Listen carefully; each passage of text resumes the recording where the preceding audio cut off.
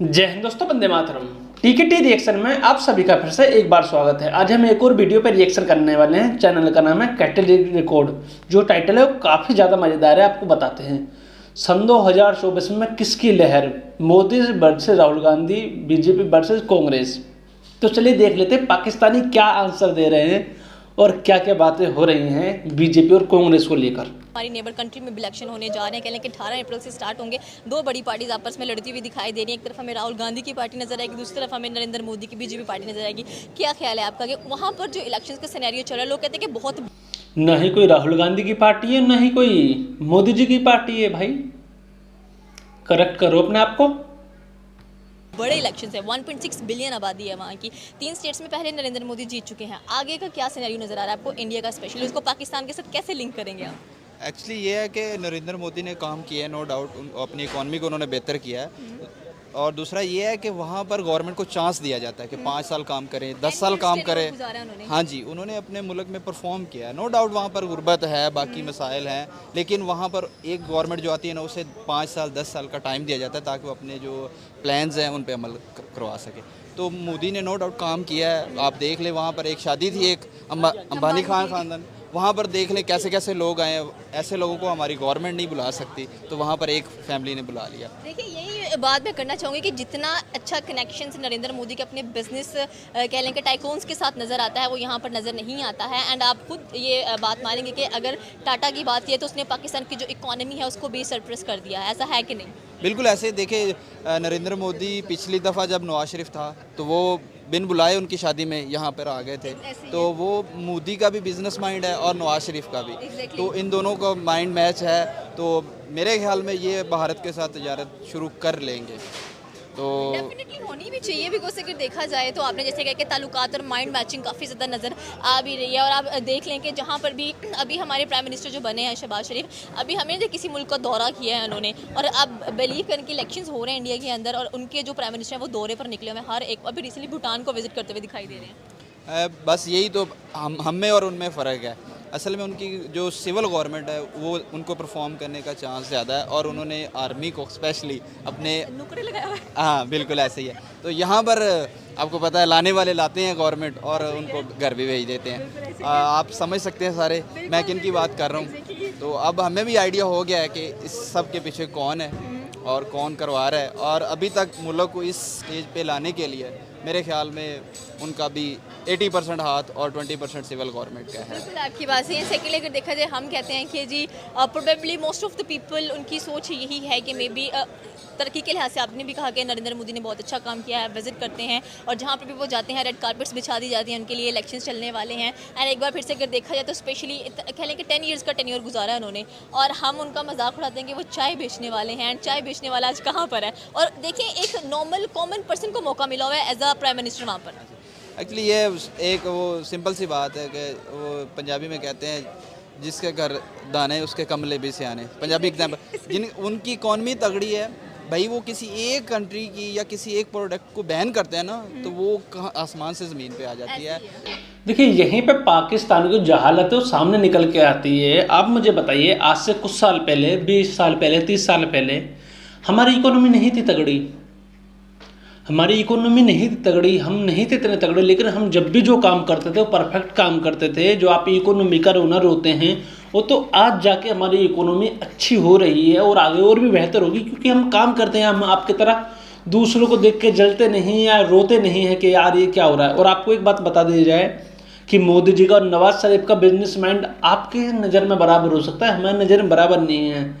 जितना नवाज शरीफ का बिजनेस है, यहाँ पर तक छोटा जो दिल्ली में हमारा चांदनी चौक है ना, वहाँ पे गले में पैसे रख के बैठ जाते इतने लोग। तो आपको समझ में नहीं आता, आपको लगता कितना बड़ा नेता है, कितना पैसे वाला है, कितना बड़ा बिजनेसमैन है।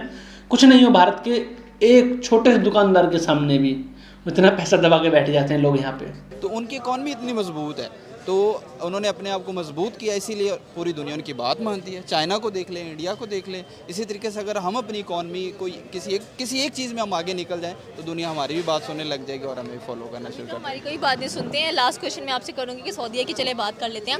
$100 बिलियन की इन्वेस्टमेंट की है उन्होंने इंडिया के अंदर, और ये गिफ्ट भेजा उन्होंने उसको, ठीक है, इंफ्रास्ट्रक्चर और कह लें कि एनर्जी सेक्टर्स के ऊपर। और हमें क्या भेजा होगा सऊदीया ने, भला गेस करें? सिर्फ 100 टन खजूर। एक्चुअली ये है कि पाकिस्तान में एक मज़हब कार्ड जो है ना वो भी बहुत खेला जाता है और बेचा जाता है। हालांकि आप मेरे लुक से आप देख रहे हैं, Exactly, कोई भी कहेगा कि आप बहुत रिलीजियस हैं और बिल्कुल decent ऐसे हैं। अल्हम्दुलिल्लाह हम हैं, लेकिन देखें हर एक इंसान को हक है अपनी लाइफ जीने का अपने मुताबिक। आप किसी को दावत दे सकते हैं, उस पर अपने जो है तासुरात वो ठोस नहीं सकते। थोप नहीं सकते आप। इस्लाम पहला भी सिर्फ प्यार मोहब्बत और अमल से है। पहले हमें अमल करना चाहिए, फिर अगले। सर आपका वालेकुम अस्सलाम, अल्हम्दुलिल्लाह मैम। सर सवाल हमारा बेसिकली आज का ये है कि अगर हम लोग डिस्कस करें मियाँ शहबाज शरीफ की बात करें या कह लेंगे नवाज शरीफ की बात करें, तो कहते हैं कि नरेंद्र मोदी के साथ इनके ताल्लुकात बड़े अच्छे और क्लासिक नज़र आते हैं। स्पेशली अगर देखा जाए तो उनके कुछ बिजनेसेस भी वहाँ इंडिया में नज़र आ रहे हैं। तो क्या ख्याल है आपका, एक बार फिर से इनकी हुकूमत आई है, हुकूमत कितनी देर चलेगी और इंडिया के साथ ताल्लुकात कैसे नज़र आएंगे? फ़र्स्ट ऑफ़ ऑल बिस्मिल्लाहिर्रहमानिर्रहीम, जब जहाँ तक बात की जाए इंडिया पाकिस्तान रिलेशनशिप की, तो बीइंग अ पाकिस्तानी हमारी ख्वाहिश यही है कि हमारे हमसाए मुल्क के साथ हमारे अच्छे ताल्लुकात कायम हों और होने भी चाहिए। मैं हर बार हर किसी वीडियो में यही बात बोलूँगा, तुम अपनी जगह ठीक हो भाई साहब, हमको अपनी जगह ठीक रहने दीजिए। हमको आपसे कोई ताल्लुकात, कोई व्यवहार, कोई ट्रेड, कोई डील, किसी भी प्रकार का कोई संबंध नहीं बनाना है। अगर हमारे देश के बस में होता तो हम हवा भी आने या जाने पे रोक लगा देते। हमको आपसे किसी प्रकार की कोई बात नहीं करनी है, आप क्यों करना चाहते हैं?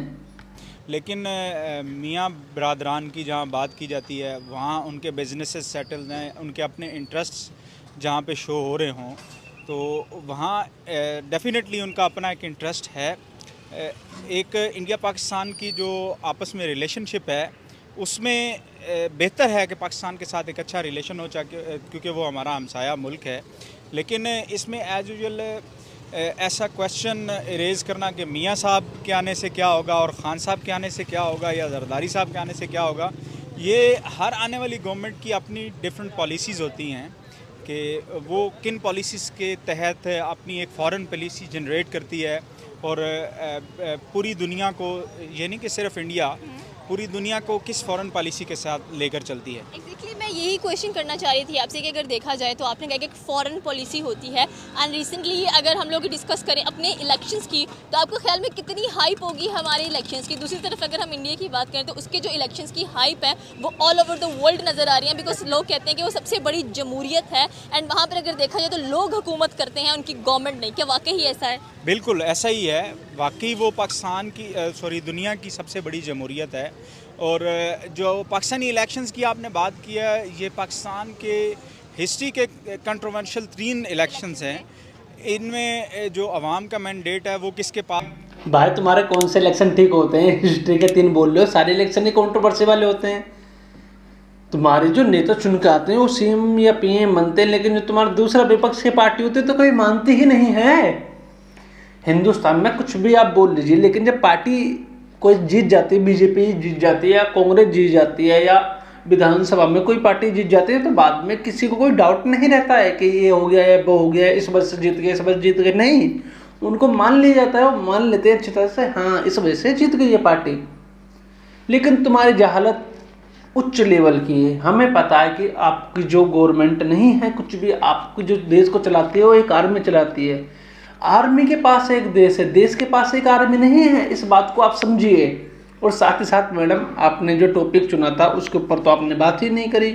राहुल गांधी, मोदी जी, बीजेपी, कांग्रेस, इसके ऊपर बात करनी थी आपको, आपने तो उसके ऊपर बात ही नहीं करी। मैंने काफ़ी बार देखा है, ऐसा होता है कि टाइटल कुछ और होता है और अंदर की वीडियो पूरी की पूरी कुछ और निकल जाती है। एक बार भी डिबेट नहीं हुई इस बारे में। चलिए कोई बात नहीं, इसी के साथ इस वीडियो का अंत करते हैं। आप कमेंट करके बताइएगा कि आपको किस प्रकार की वीडियो लगी, और कमेंट, लाइक, शेयर जरूर करना। जय हिंद दोस्तों, वंदे मातरम।